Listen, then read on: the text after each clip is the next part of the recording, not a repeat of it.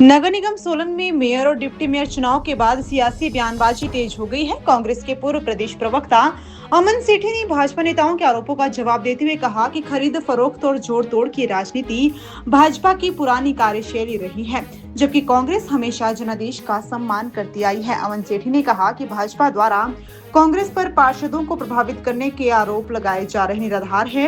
उन्होंने दावा किया कि प्रदेश में कांग्रेस सरकार बनने के बाद राज्यसभा चुनाव के दौरान भाजपा ने जिस तरह विधायकों को प्रदेश से बाहर रखा वह सबके सामने। उन्होंने कहा कि यदि कांग्रेस भी जोड़ तोड़ की राजनीति करना चाहती तो कई नगर निगमों में सत्ता का समीकरण बदल सकती थी। उन्होंने भाजपा पर निशाना साधते हुए सवाल किया कि यदि पार्टी के पास स्पष्ट बहुमत था तो पार्षदों को उत्तराखंड, देहरादून और कसौली के होटलों में क्यों रखा गया। उन्होंने कहा कि भाजपा अपने ही पार्षदों में डिप्टी मेयर का उम्मीदवार तय नहीं कर सकी और अंततः निर्दलीय पार्षद का समर्थन लेना पड़ा, जिससे पार्टी की अंदरूनी स्थिति उजागर हो गई है। डॉक्टर धनीराम शांडिल का बचाव करते हुए सेठी ने कहा कि उन्होंने अपने संवैधानिक अधिकार का प्रयोग किया और वे हमेशा मर्यादित राजनीति के पक्षधर रहे हैं।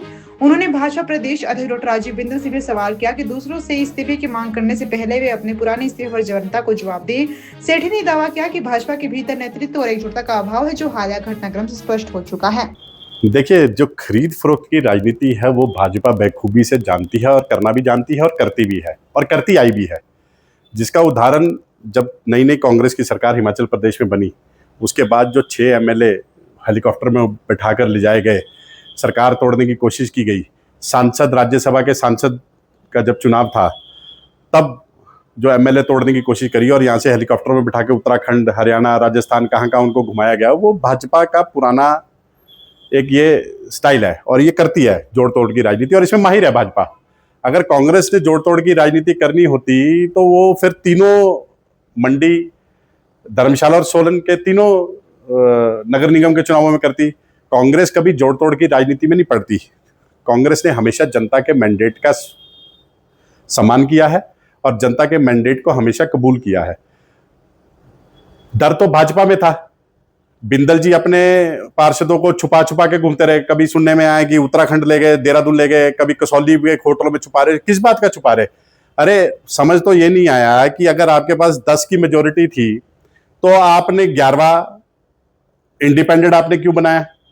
वही इंडिपेंडेंट बनाया जिसको आपने थोड़े दिन पहले पार्टी से निकाला। आपने किसके साथ धोखा किया? क्या उस परिवार के साथ धोखा किया? 3 नंबर वार्ड वाले, जो आपके भाजपा का परिवार आपके झंडे के नीचे जो चुनाव लड़ा, क्या उस परिवार के साथ धोखा किया आपने? देखिए, साम दान दंड भेद कुछ नहीं लगाया। शांडिल जी एक बड़े ही सुलझे हुए और सीनियर हमारे कांग्रेस नेता हैं और वो हमेशा इन चीजों का सम्मान करते हैं। वो कभी जोड़ तोड़ की राजनीति में नहीं पड़ते। ठीक है, अगर उन्होंने वहां अपना वोट डाला तो वो एक उनका अधिकार है वोट डालने का। है कि बिंदल जी हमेशा इस्तीफा की मांग करते हैं और भाजपा के जो भी नेता वो हमेशा कांग्रेस के नेताओं से इस्तीफे की मांग करते हैं। मैं तो उल्टा बिंदल जी से पूछना चाहूंगा कि उन्होंने इस्तीफा किस बात के लिए दिया था? जवाब देना।